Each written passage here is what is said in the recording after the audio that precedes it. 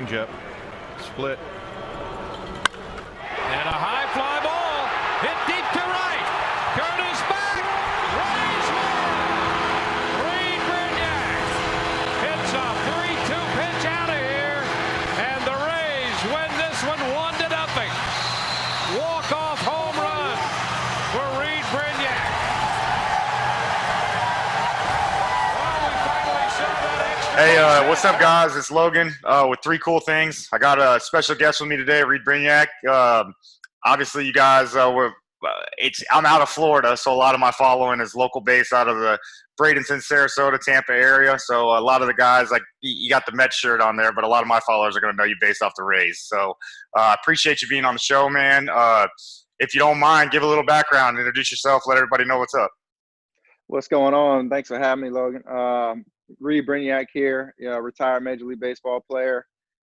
Spent parts of 9 years in the big leagues with the Rays, Rockies, and several other teams. And now I'm working with the Mets. I'm managing the Columbia Fireflies this year when baseball resumes, and love what I do, and excited for this next chapter in my life. I've got to tell you, obviously, via social media and texting back and forth and stuff with you, but man, that's awesome too. Congratulations. That's a great thing to be able to go back and drop some knowledge on everybody the same way they did it to you. So no, I appreciate it. It's definitely it's always something I enjoy doing. I always love teaching the game and helping out even my teammates when I played, other players when I seen things, just little tidbits that maybe help a player get across to that next step to accomplishing their goal. I'll tell you the coolest part. Obviously, we talk enough where I'm coaching, and we got a training facility down here, and we got quite a few teams, which teams became pretty successful. The best thing you have going for you from your coaching, you don't got to deal with parents. So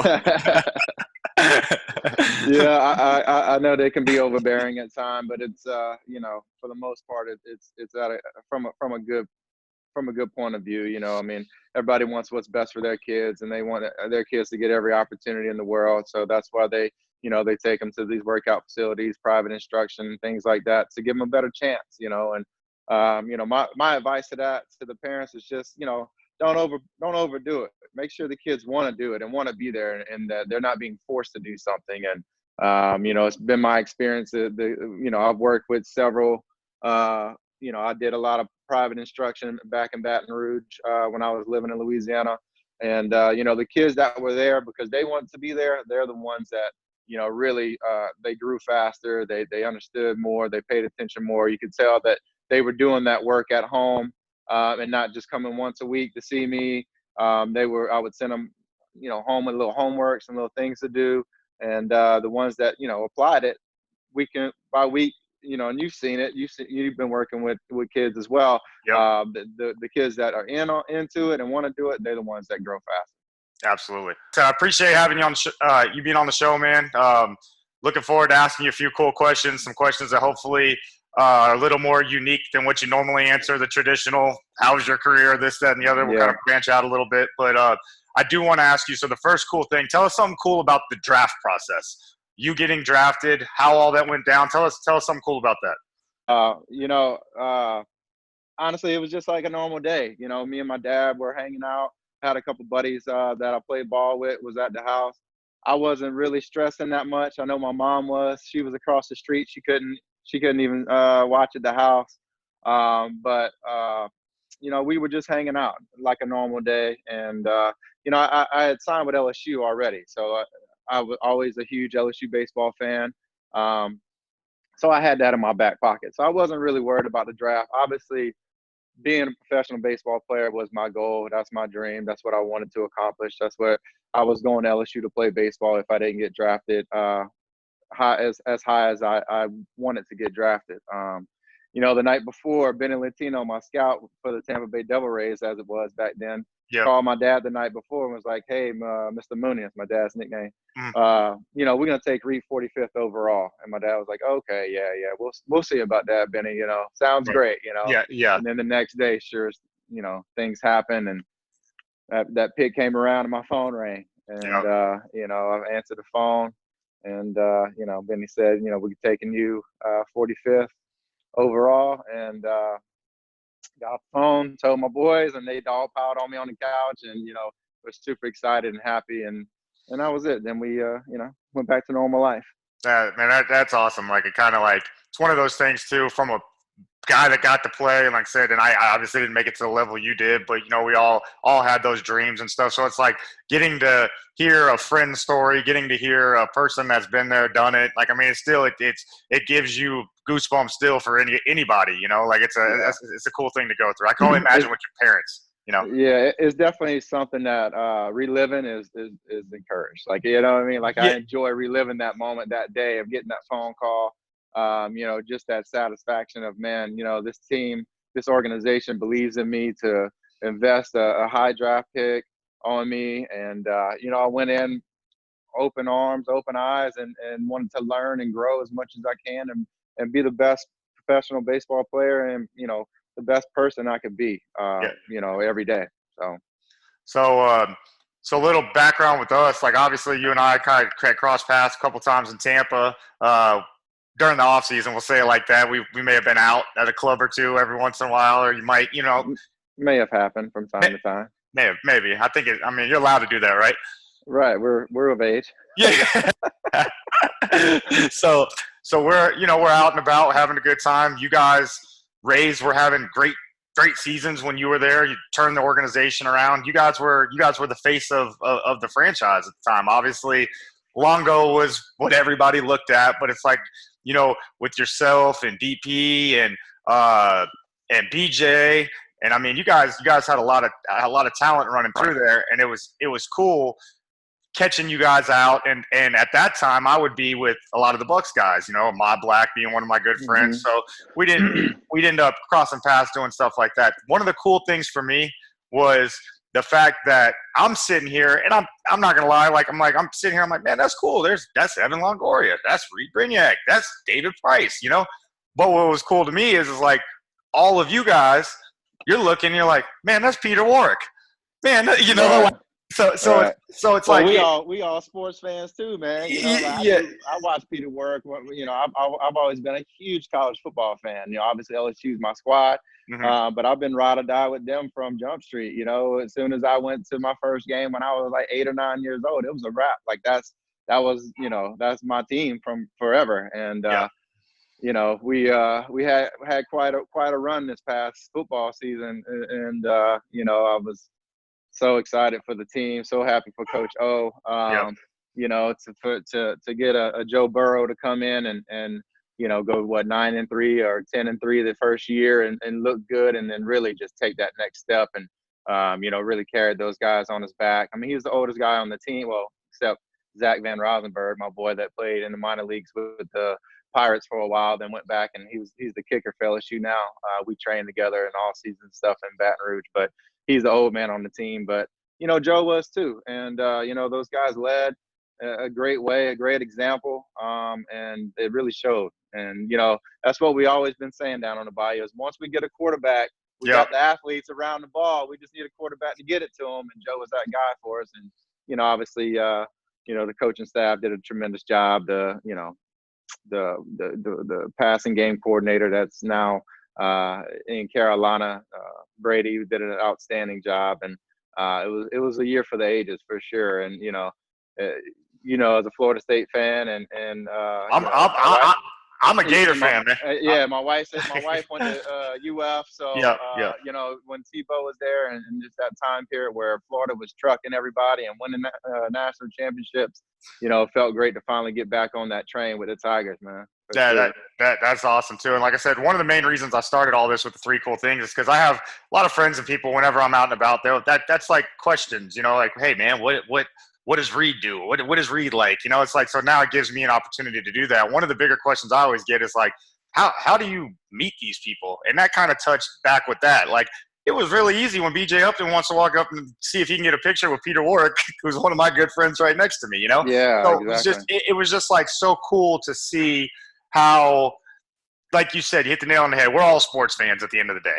And some guys might be bigger than others, but at the end of the day, it's still, I mean, you're a fan of the game, and these are some of the reasons, like you said, that make you love the game. So to see these guys and get to be around it, that's awesome.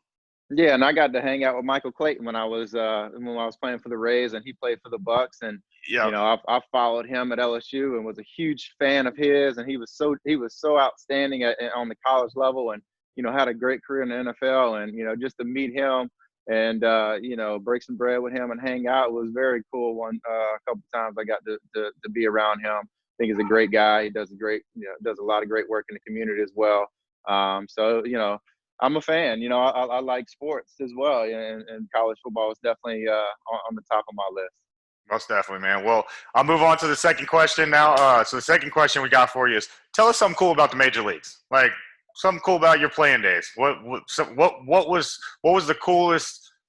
Let's get more specific. What was the coolest road trip you guys ever had? Road trips are cool.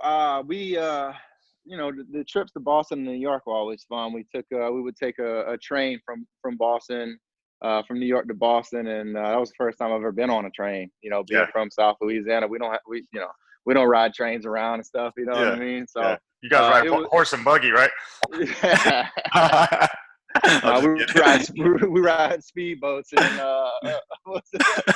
those Piro boats and stuff on the bayou. But it was cool. Like the travel was very fun. One of the coolest experiences I ever had playing wasn't even my own. It was I was playing shortstop the day Derek Jeter got a 3,000 hit in New York, and the atmosphere was undescribable.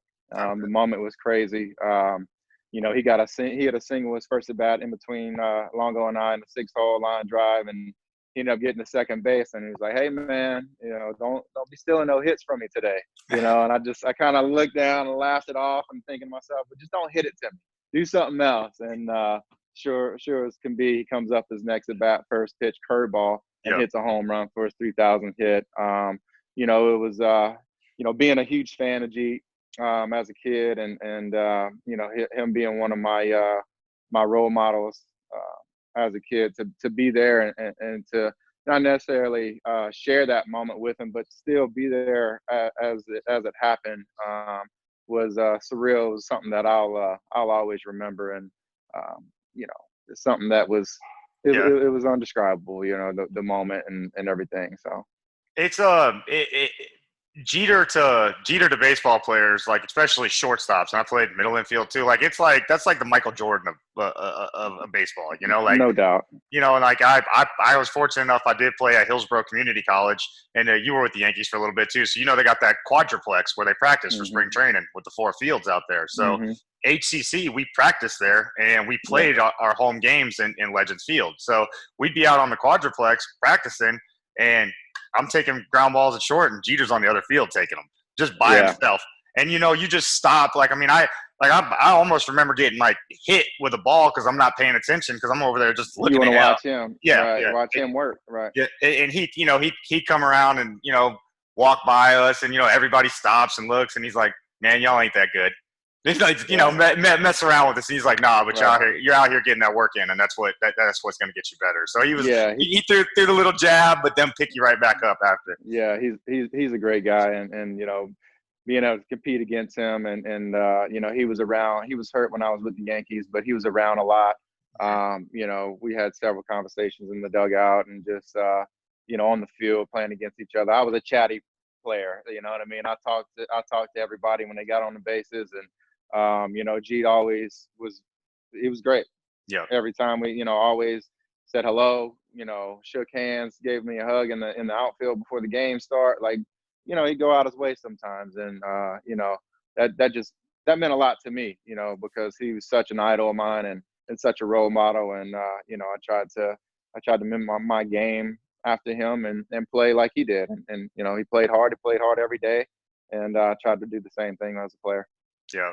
Well, I mean, that's awesome. Like I said, as a fan alone, it's nuts to even think that you got to be on the same field as him. But like, having conversations with him and him, I mean, same thing like we talk about all the time. Though he's still a human, he's down to earth, So it's absolutely.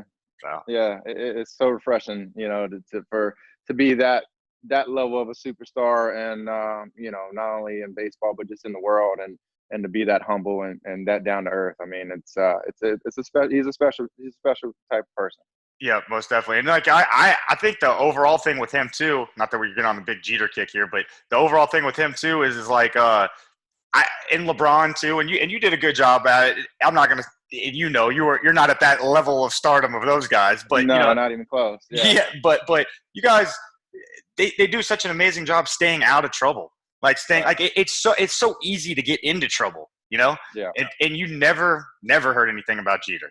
You never hear anything. Choices, man. It's all about your choices you make. Yep. Everyone comes to a crossroads at some point, and it's what road you choose to take. Which defines who you are and what you represent. And to play at that level for 20 years in the big city, and keep stay out of trouble, like you said, and do the right things. That's all I ever tried to do as well as a player and Yep. as a person, and did. So You're a great role model, man, and like take it from yeah, you got to take it from a guy locally here too with the amount of kids. We got 70 kids in our organization. I posted, a lot of those follow. I posted last night after I talked to you when you said that you jump on here. I posted it out there, and it's like those kids.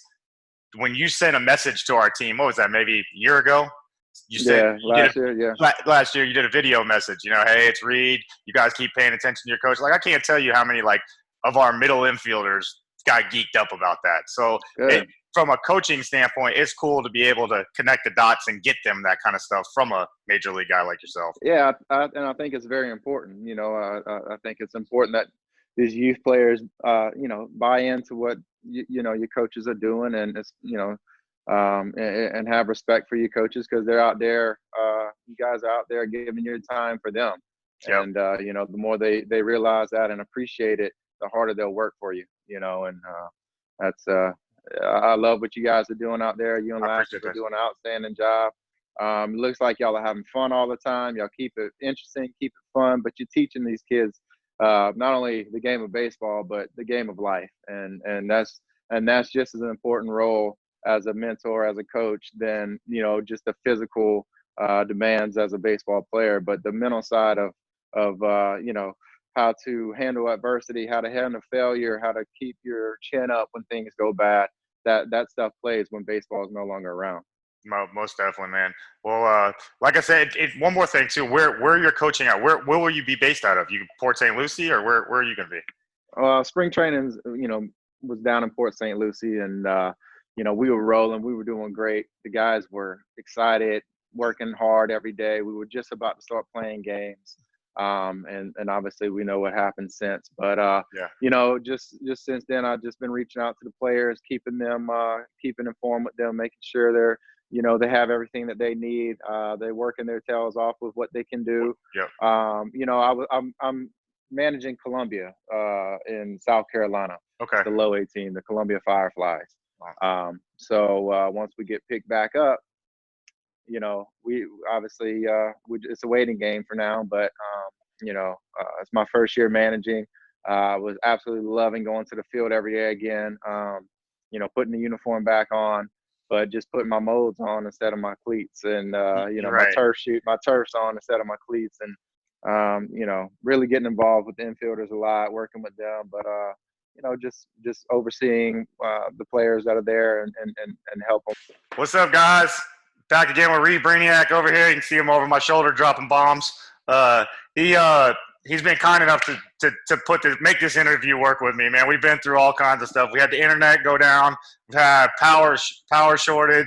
He's had the Mets front office calling to give him stuff. We've had all kinds of things going on right now, so I appreciate you being patient with this. He was even nice enough to wear. You'll notice I'm in a different clothing and have a TV behind me. He was nice enough to put on the same shirt from the other day too. So I appreciate it, Reid. Hey, man, anytime. Sounds good. All right, cool. Well, I'll let get to the third question, so that way we can, what I told you would be a 10-minute interview, can finally wrap up after an hour and a half and two separate days. So third question, man.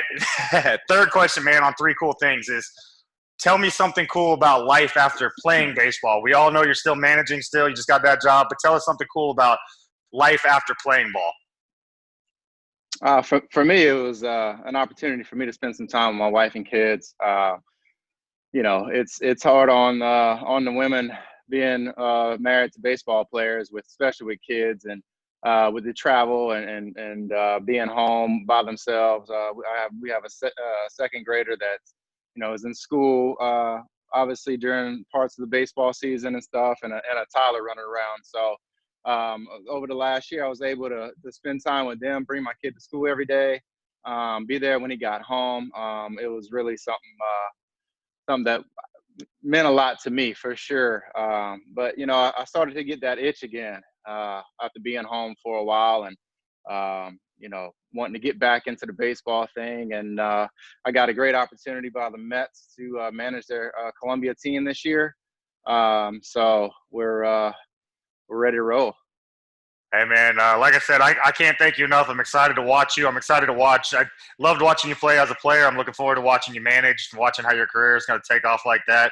Hopefully, like I said, we got 70 kids in the organization, so we're always trying to plan trips to go somewhere. So maybe down the road we can make that happen where we can get out there and be supportive of what you guys got going on too, man. So that'd be great, man. We'd love to have you guys come out and bring some guys out, bring some young men out to see what the professional ranks are like, how we go about our business on a daily basis. It'd be great for them to see the work that we put in, and a lot of people don't realize that it's an everyday job, and it's not show up at 5 o'clock and play at 7. It's show up at 12, 1 o'clock, and there's early work, there's batting practice every day, ground balls every day, workout every day. I mean, there's a lot that goes into being a professional baseball player than just showing up and playing the game at 7. Well, most definitely, man. Well, like I said, a lot of people didn't know this, but you and I are big-time fishermen and golfers. We like to do that. So I can't wait till we get out there and get on the water, go catch some snook, bro, and get out. One of my sponsors on here, Cypress Creek Golf Course, told you they've given me a membership, and they're a big sponsor for here. So I got the free for us whenever you want to go. So we get out there on the golf course, make a fins and skins day, catch some fish, play some golf, and enjoy it. Have some stories for the next time that you're on here. Man, that sounds great. Just as soon as we can get back to that normalcy, we'll get in there. It might have to be after the baseball season, but my next availability, I'll be coming down to see you. Well, hey, most definitely, bro. Like I said, I appreciate it again, and take advantage of this time that you're getting to have. Enjoy it with your kids and with your family, and can't wait to get you back on and tune in to watch what's going on. I know you got big things coming with the Mets and with your future, so I'm looking forward to it, Reid. Thanks so much for having me, man. And, for everybody at home, man, be safe, be smart, take care of your family, take care of your kids, and we'll be back rocking and rolling whenever we can. Sounds good, man. Hey, well, I'm going to get it out there soon. I know you got a lot of friends, family members. You don't do a lot of interviews, so I know people are itching to see it, so it's cool. Cool, man. Appreciate it. All right. Thanks, Reid. See you, buddy. All right, man. Talk to you later. 3-2. Grounded to short. Backhanded by Brignac. The long throw. Got him. That's what Brignac brings to the party. He can pick it at short. Well, he can, and he's also got a gun. You see from the grass, that's the prototypical play you judge a shortstop on. Go in the hole, backhand, and what kind of arm strength you got. That's pretty good.